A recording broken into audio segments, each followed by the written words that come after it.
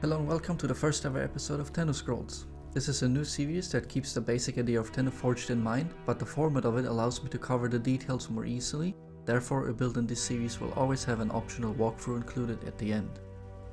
The build that we are looking at today is a Valkyr build that allows us to capture the free Eidolons in a new and challenging way.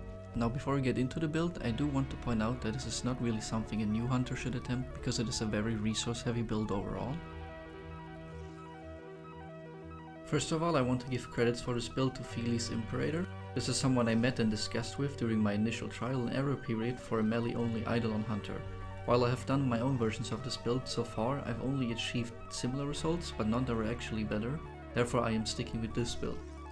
Getting into the build, you can see that we are making use of all 3 Umbra mods. These are the core of the build and I don't really recommend changing them, as they are for our survivability.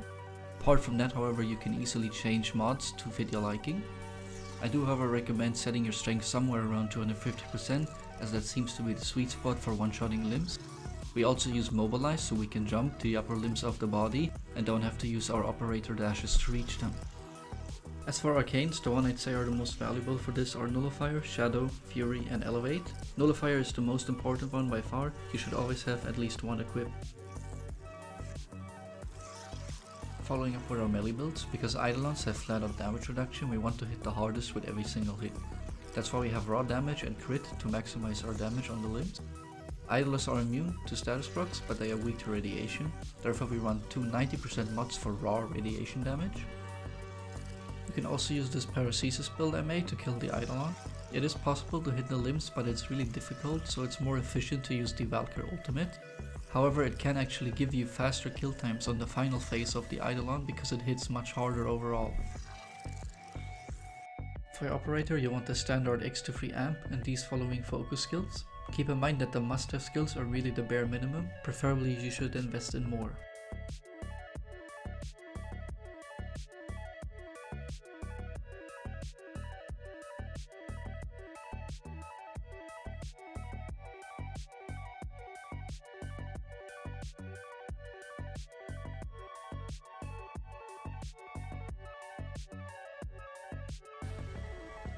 This section of the video is a little walkthrough of things I consider worthwhile to know.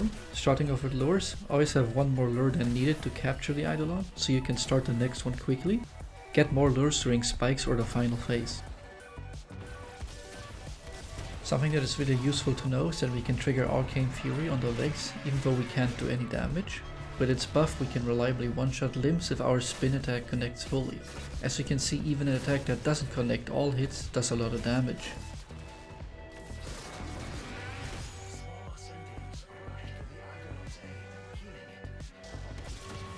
It's important to keep an eye on our lures at all times, especially during the Ganto and Hydro list.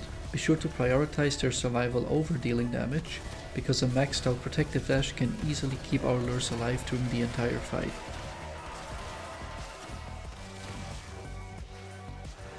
Due to mobilize, we can also jump to the top of all Eidolons fairly easily, which allows us to keep operator dodges for getting or healing lures.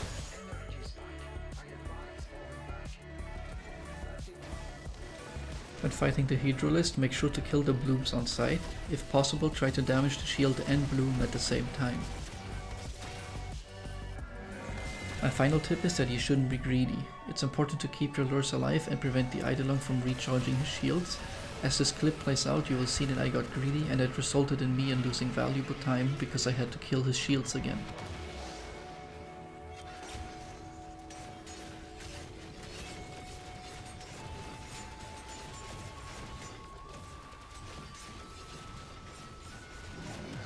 Now that we have reached the end of the video, I will just let the rest of the run play out in the background.